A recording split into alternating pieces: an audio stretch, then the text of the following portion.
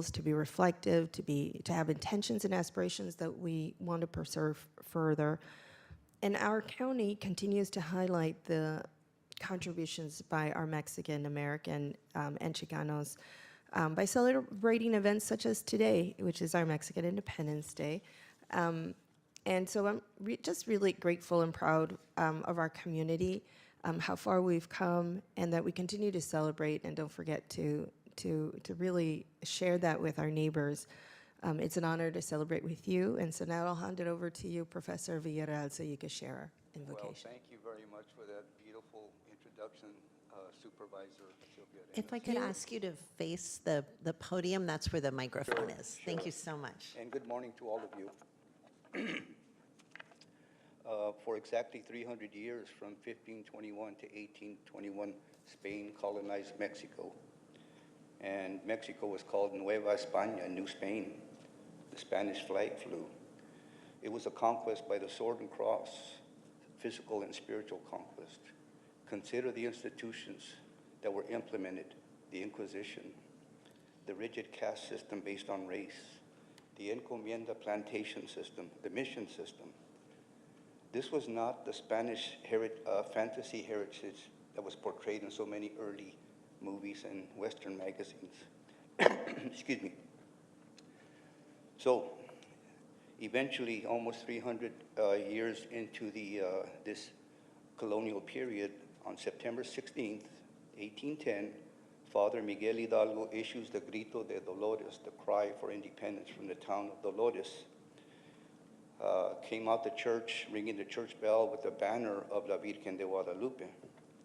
And by the way, 100 years later, Zapata would bring it out during the Mexican Revolution, and about 50 years after that, Cesar Chavez would bring it out here as a banner for the United Farm Workers.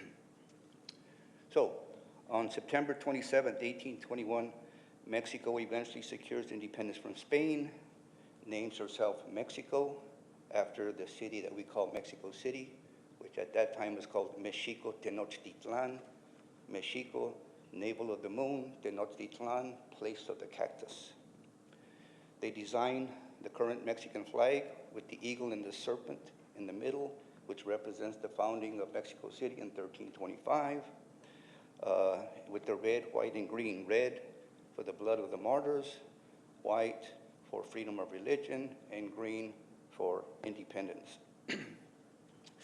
So, what is the legacy of Mexican independence? Well, they transitioned from a monarchy into a democratic republic, one of the earliest democratic republics. They abolished the caste system, the rigid caste system based on race. They abolished slavery eventually in 1829, 34 years before we did. And the missions were eventually closed down in 1834. El pueblo de San Jose de Guadalupe was still a part of Mexico when it became independent. So, this is the oldest continuous non-Ohlone celebration in San Jose and throughout the Southwest and beyond.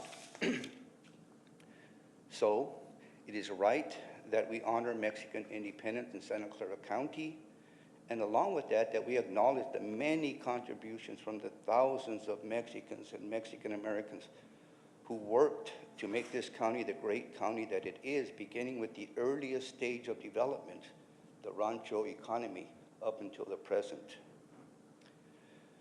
So, in closing, as a Mexican born in San Jose, who was a child farm worker and a former cannery worker, and currently professor of Chicano Studies, and on behalf of all Mexicans and Mexican Americans in Santa Clara County, past and present, I want to thank all of you who are involved in this effort for proclaiming September 16, 2024, Mexican Independence Day in Santa Clara County. Thank you, and viva la independencia. Que viva.